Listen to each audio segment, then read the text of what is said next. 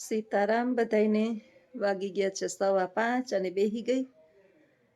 કૂતરાની રાહ જોઈને બેઠી છું કે ગલુડિયા છે ને અહીંયા પાછળ રમે છે હજી. 5:30 થાય ને એટલે એનો ટાઈમ થાય જમવાનો, એટલે જમાડી દઉં ને તો પછી નવરી થાવ. તો મેં કીધું જે આવ્યા નથી તા મોબાઈલ થોડીક વાર લઈ લઉં ને વિડીયો બનાવી લઉં. ગલુડિયા બપોરે તમે મરી જાઓ ને, કૂતરા બપોરે નહીં ખાઈ, સવારમાં ખાઈ, પછી અત્યારે 5-6 વાગે ખાય ને પછી રાતે જેટલું ખવડાવો ને એટલું ખાય, કારણ કે એ રાતે જાગતા હોય. દ્વારપાળ કહેવાય કૂતરાઓને. બધા કહે છે કે કૂતરાઓ જે છે ને ઘરમાં ન રખાય, પણ હવે આ એવા થયા તો શું કરવું, એવા ઘરમાં જ થયા છે. કૂતરા દ્વારપાળ છે ખરેખર. એને ચોકી પેરો કરવાનો હોય, રસોડા સુધી કૂતરું ના જવું જોઈએ, પણ આપણે અત્યારે છોકરાઓને જેમ રાખવા માંડ્યા એટલે હું જ રાખું, બીજાઓને ક્યાં ના પાડું. ઘરની અંદરથી બહાર જ નથી નીકળતું. ઓલું અમારું ચાપલું છે, એક બેન પૂછતા હતા કે ચાપલું છે, ચાપલું એનું ચાપલું છે, ચાપલું કૂતરાનું નામ છે બેન. મારી કૂતરી છે ને એનું નામ ચાપલું છે, ચાપલી. એના બે વાંખલા પગ નથી ને એટલે હવે એને અંદર જ રહેવા પડે. બાયણે એને બીજા કૂતરા વીખી નાખે છે. વીખતા હતા એટલે તો એને અંદર લીધું. આ કોઈ પાડેલું કે વીઆઈપી કે વિદેશી નથી, આ સાદું ને સીધું છે. બેઠી બેઠા વિચાર આવ્યો. અનુભવ જે છે ને, પુસ્તકથી મોટું વધારે મહત્વનું જ્ઞાન આપનાર છે ને એ અનુભવ છે. તમે ગમે એટલા પુસ્તકો વાંચો, ગમે એટલી ડિગ્રી લઈ લ્યો, પણ જ્યાં સુધી જીવનની અંદર અનુભવ ન થાય ને ત્યાં સુધી પૂરતી ડિગ્રી. મનુષ્ય જીવે ને ત્યાં સુધી એને અવનવા અનુભવો થાય રાખે. હાથીના દેખાડવા નહીં અલગ ને ચાવવા નહીં અલગ. માણસ બોલે કંઈક ને કરે કંઈક. આ પૃથ્વી પર લગભગ તમને જ્યાદાતર માણસ જે છે ને એ આવા જોવા મળશે. એના માટે થઈ અને પાછા બોલીની અંદર શું હોય એ તમને આજે હું તમને કહું છું કે તક્ષકસ્ય વિષમ દંતે. ભગવાને આદિપરાશક્તિ જે છે, માં શિવની શક્તિ, એ આદિપરાશક્તિ કહેવાય. એ શિવની શક્તિ જે છે ને, શંકરની પાર્વતી જેને આપણે કહીએ છીએ, આદિપરાશક્તિ છે, પ્રકૃતિની દેવી છે. આ પ્રકૃતિનું એણે સર્જન કર્યું. આ સર્જન કર્યું ને એમાં એણે ઘણું બધું સર્જન કર્યું. પશુ પક્ષી જીવ જંતુ માનવ દાનવ બધા. દાનવે ભેગા, નહીં તો બેલેન્સ ન રહીએ. સારું માણસ છે એમ કેમ ખબર પડે? ખરાબ માણસ સમાજમાં હોય તો સારાની કિંમત થાય ને. બધાય સારા જ હોય તો, ને બધાય ખરાબ હોય તો સમાજ ન ચાલે. એટલે પ્રકૃતિનું નિર્માણ કર્યું. એની અંદર એક શ્લોક મૂક્યો કે તક્ષકસ્ય વિષમ દંતે મસ્તિકાય મસ્તકે મક્ષિકાય મસ્તકે છે વૃષિકાય વિષમ પૃચ્છે દુર્જનસ્ય સર્વાંગે. આ સંસ્કૃતનું સુભાષિત એક આપણા માટે છે કે તક્ષક નાગ જે ઝેરીમાં ઝેરી નાગ છે, પરીક્ષિત રાજાને કરડવા માટે સુનશેપ જે છે એણે એને શાપ આપ્યો હતો કે તને 7 દિવસની અંદર તક્ષક નાગ કરડશે. એનું નાગનું કરડું બચે નહીં, ઓન ધ સ્પોટ ફેસલો. એનું વિષ જે છે ને એના દાંતમાં હોય. બીજે તમે એને અડો રમો, માથે બેસી જાઓ, કાંઈ ફેર ન પડે. અને એમ કરડે નહીં. એને આદેશ આપે તો જ, યમરાજાનો આદેશ હોય તો જ એને આપને કરડે. એટલે તક્ષકનું વિષ જે છે એ દાંતમાં હોય. મક્ષિકા એટલે માખી થાય. મક્ષિકા એ મસ્તકે છે. માખીનું ઝેર છે ને મસ્તકમાં હોય. હવે આ માખી જે છે એ પેલી સામાન્ય માખી આવે એ નહીં. અત્યારે આપણું તો કામકાજ એવું થઈ ગયું છે કે ચામાં માખી પડે ને તો ચા ફેંકાઈ જાય, અને ઘીમાં માખી પડે તો ઘી ફેંકાઈ જાય. માણસ સગવડીયો ધર્મ ગમે ત્યાં હાચવી લે કે સસ્તું હોય ફેંકાઈ જાય. કા ઘી નથી ફેંકી દેતા? ડબરો કિલા એકનો ભર્યો હોય, ખબર છે 700 રૂપિયાનું ચોખ્ખું કિલો ઘી મળતું નથી. 600, 650, 700 જેવી જેને કિંમત લેવી હોય એ લે બધાય. તો માખીનું ઝેર એ પેલી માખી હોય, મધુમક્ખી આવે ને એનું ઝેર જે છે ને એના માથામાં હોય. વૃશ્ચિક એટલે વીછી થાય, એનું ઝેર પૂંછડામાં હોય, પૃચ્છે. પરંતુ દુર્જનસ્ય સર્વાંગે, દુર્જનના આખા અંગમાં ઝેર હોય. મનુષ્યની આપણે એમ કહેવાય છે કે આપણા સામું જોવે ને એટલે આપને ખબર પડી જાય કે એની જોવાની ક્ષમતામાં લાગણીના ભાવ પ્રગટ થયા છે કે લાગણીની અંદર એ જે છે ને ઝેરનું વૃક્ષ થયું છે. સાયકોલોજીની અંદર ભણવામાં આવે. આંખ જે છે ને બધું બહુ કહી દે છે. આપણી આંખો કોની સામે તમે કઈ દ્રષ્ટિથી જોવો છો ને, સામે વાળું થોડું કઈ બુદ્ધિશાળી હોય ને તો એને ખબર પડી જાય. 11માં 12માં કોલેજના 3 વર્ષમાં મારે એક પુસ્તક જે છે ને એ સાયકોલોજીનું ભણવામાં આવતું. 11 12માં એક પછી 12માં કોલેજમાં ને એમાં તો 2 પુસ્તકો આવતા, ચાઇલ્ડ સાયકોલોજી, બાળકનું મનોવિજ્ઞાન, જેને મનનું વિજ્ઞાન કહેવાય. તમે આ ભણી લ્યો ને એટલે માણસને પરખતા તો ચોક્કસ શીખી જ જાઓ કે માણસના મનની અંદર શું હાલે છે. આપણી ઘરે આવ્યા હોય ને આપણે શું કેવા આવ્યા છે, આપણે ખબર જ પડી જાય કે બાંધવાના મૂળમાં જ આવ્યા છે. આપણે શાંતિ પકડી જવાની, કારણ કે કૂતરું ભસે તો એનો અર્થ એવો તો નથી કે આપણે ભાવ કરીએ. કૂતરું ભૈસે રાખે ને હાથી ચાલ્યો જાય. એના જેમ દુર્જનનું કરડું માણસ બચતું નથી. માણસ જે છે ને, માણસની પાછળ એટલું બધું પડી જાય છે ને. પાછળ પડનારા કોઈ બહુ દૂરના નથી હોતા. તમે ટ્રેનમાં જાઓ, મુસાફરી કરો એટલે તમને બાજુના પેસેન્જર જે છે એ કંઈક સારા સ્વભાવના સારા હોય તો આપણે એકબીજા જે છે એ હાય હેલો કરીને ભાગતા. પછી કોણ તું ને કોણ હું. નોકરી કરો તો તમને નોકરી કરો તો 2 કલાક 5 કલાક જ્યાં સુધી તમારી નોકરી છે, તમારે હારી તમારે રાખવી હોય તો બોલો ચાલો ને ભેગા નાસ્તો કરો, નહીંતર તારું કામથી મતલબ.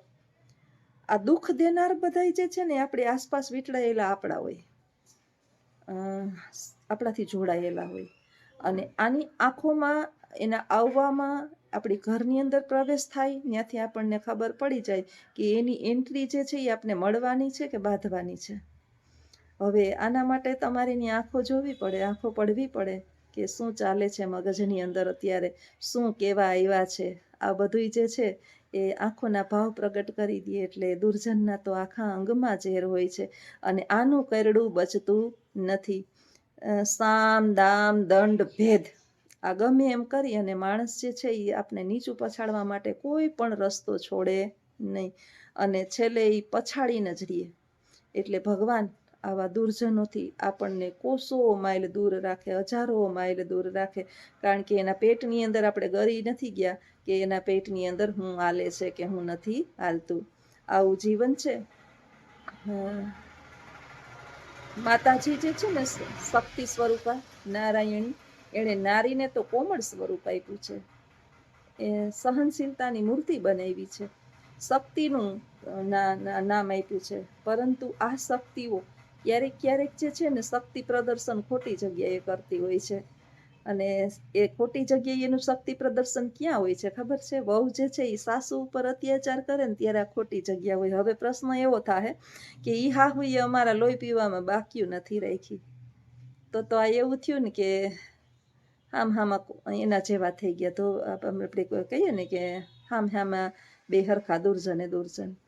ભલો ભલાઈ ન મૂકે ને બુરો બુરાઈ ન મૂકે. એનો સ્વભાવ એવો હતો એટલે એણે એવું કૃત્ય કર્યું. આપણે એના જેવા નથી એટલે આપણે તો આપણી માં સમજીને એની સેવા કરીએ. અથવા તો વહુ લુચી છે અને સાસુ સારી છે તો હંમેશાને માટે જે છે ને લેટ ગો કરી દેવામાં, જતું કરી દેવામાં, નજર અંદાજ ઇગ્નોર કરી દેવામાં બહુ મજા છે.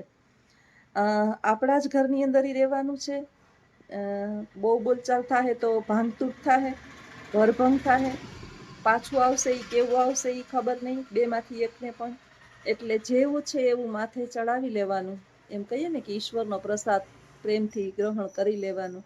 એમ અમુક વખતે જે છે એ આપણી સાથે કોઈ ભટકાઈ ગયું હોય તો જીભડી જે છે ને, જીભડી આપણી જીભ ઘણા બધાય આંખ 2 જો આપણે ઈશ્વરે આંખ 2 આપી, કામ એક જ કરે જોવાનું. કાન 2 સાંભળવાનું કામ એક જ કરે. નાકના ફોયણા 2 છે જુઓ 2 ઊંઘવાનું કામ એક જ કરે. પગ 2 હાલવાનું કામ, હાથ 2 કામ કરે, તાળી પાડે. દાંત 32 ખાલી ચાવવાનું કામ, કાપવાનું કામ કરે. એક જીભ છે અને એકો કામ કરે. સ્વાદ પરખે અને બોલે. સ્વાદ પરખે એટલે એને બધાય સ્વાદ, જીભના સ્વાદ અલગ અલગ હોય. અને આ જ જીભ જે છે એ બોલે તો ત્યાં સુધી વાંધો નથી, પણ બોલીને બોરી મારે ને ત્યારે બહુ સાલું વાંધો આવે છે. અને આ બોરી મારનારા જે છે એ સામેવાળા માણસને જે છે ને જીવતા હળગાવી નાખતા હોય ને પછી મર્યા પછી છે ને રોતા હોય હાડા કે થોડાક ટાઈમ જીવા હોત તો સારું હતું. તમે જીવવા દીધા? જ્યારે એને જીવવું હતું ત્યારે ખોચા કાઢીને આવા છે ને તેવી છે ને ફલાણી છે ને ઢીમકું છે ને પૂછડું છે ને આમ નથી ને તેમ નથી ને આમ ન કરાય ને ઓલું ન કરાય ને આખો દિવસ આપણે એની પતેડી ધમી નાખી હોય. છેલ્લે એમ થાય કે હવે છે શાંતિથી જીવવા દઈએ, ત્યારે ન રહેવાય. ઓલું કેમ કે પ્રકૃતિ સ્વભાવ એવો બની ગયો હોય કે આને ન કહીએ ને ત્યાં સુધી આને મજા જ ના આવે, એટલે છેલ્લે ઘેરે આવીને આપણે કહી જાય બે શબ્દ. પ્રકૃતિ સ્વભાવ, પ્રકૃતિ એટલે સ્વભાવ થાય. એટલે મર્યા પછી ખોટા આંસુ વહાવવા એના કરતાં જીવે ત્યાં સુધી એને જીવવા દઈએ. પછી આપણા સંબંધમાં જોડાયેલું કોઈ પણ પાત્ર હોય, મર્યા પછી, આપણા મર્યા પછી જ્યારે આપણે પથારીમાં હોય ને ત્યારે સાલું આપણે અફસોસ થાય કે મેં આની સાથે આવું કર્યું, આની સાથે આવું કર્યું, આની સાથે આવું કર્યું. પણ એ સમયે આપણે પછી ઊભા ન થઈ શક્યા હોય કે આપણે એમાં સુધારો કરી શકીએ. એટલે જીભ તો બહુ કામ કરે, ઘણા કામ કરે. એક જ છે પણ ક્યારેક જે છે ને એક જીભ અને દાંત વચ્ચે ઝઘડો થાય ને એટલે જીભ દાંત ન પહોંચે, 32 ભલે હોય જીભ જ પહોંચે. કારણ કે દાંત બહુ થાય તો જીભને કરડી નાખે, બટકા ભરે, લોહી કાઢે. પણ જો જીભ જે છે એ બહાર નીકળીને કોકને 2-4 ગાયડું એમને દેવા માંડે ને કોક એક ઝાપટ મારે એટલે દાંત બધા નીકળે બારોબાર, બરાબર નહીં. એટલે જીભ તો ભાઈ ઊભા હળગાવી નાખે. વાણી બહુ વિનમ્રતાથી વાપરીએ ને બહુ સારી. નહીતર વાણી જે છે ને, દ્રૌપદીએ ખાલી એટલું જ બોલ્યું હતું કે આંધળાના આંધળા હોય. આમાંથી મહાભારત થયું હતું. દ્રૌપદી એટલું બોલી હતી. રાજસુ યજ્ઞ કર્યો તો પાંડવોએ, ત્યાં બધાને નિમંત્રણ આપ્યું હતું. અને બલિરાજાએ જે મહેલ બનાવી દીધો તો 5 પાંડવોને, એ જાદુઈ મહેલ હતો. જળ ત્યાં સ્થળ અને સ્થળ ત્યાં જળ દેખાતું હતું. આનો હું તમને એક વખત મહાભારતના અમુક હિસ્સાઓનો વિડીયો બનાવીને કહીશ. ક્યારેક અમુક પ્રસંગો બહુ સારા છે. તો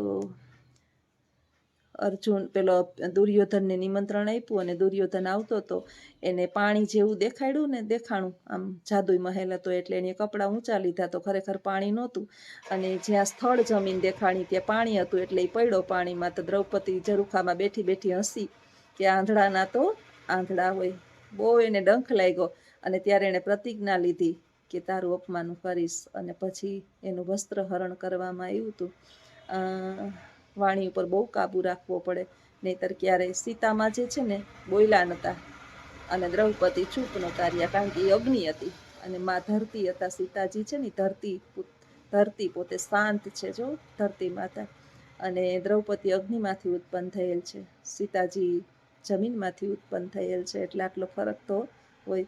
શાંત રાખવું, મનને શાંત રાખવું. અને જો બોલતા ન જ આવડે તો કોઈ પણ જગ્યાએ સભા, સંમેલન, પરિવાર અથવા તો કોઈ કૌટુંબિક જગ્યાએ ઊભા બેસીએ ને તો સાવ એટલે સાવ મૌન ધારણ કરી લઈએ. મારું તો એક નિયમ જ છે, વિડીયામાં બોલું છું, બાકી આખો દિવસ અત્યારે હું તમારી સાથે વાત કરું છું ને એ 10 મિનિટ 15 મિનિટ જેટલો આપણો વિડીયો બનાવીએ ને એટલો વિડીયો બનાવીને બોલું. બાકી હજી તો આખો દિવસ હોય નહીં ઘરે. બપોરે આવે તો જમીએ, પછી પાછો એ 4 વાગે વયો જાય, સાંજે આવે. કાંઈ બોલવાનું નહીં, બહારની દુનિયામાં જવાનું નહીં. બહુ બોલ કરવાથી જીવનની અંદર કોઈ આપને સારા કહેતું નથી. સભા સંસદોની વચ્ચે આવડત વિનાનું અધૂરું જ્ઞાન બહુ દુઃખ આપે છે. અધૂરી વાત, અધૂરું જ્ઞાન, અધૂરું બધું જે છે ને અધૂરું બહુ દુઃખ આપે. એટલે મેં તો ઘણા સમયથી, બહુ સમયથી કે બધાય બહુ જ ડાયા છે, એટલે બધાય ડાયા ભેગા થયા હોય ને ત્યાં આપણા જેવા અજ્ઞાની હોય એ એકદમ ચૂપ રહેવામાં બહુ સારું છે. એટલે મૌન ધારણ કરી લેવાનું, પૂછે એનો જવાબ આપવાનો, એનાથી વિશેષ કાંઈ જ નહીં. કારણ કે બધા બુદ્ધિશાળી હોય ત્યાં મૌન ધારણ કરવું ને ખરેખર આપણી બુદ્ધિમત્તા કહેવાય. તો આ વિચાર સાથે વિડીયો પૂર્ણ કરું. આવજો. સીતારામ.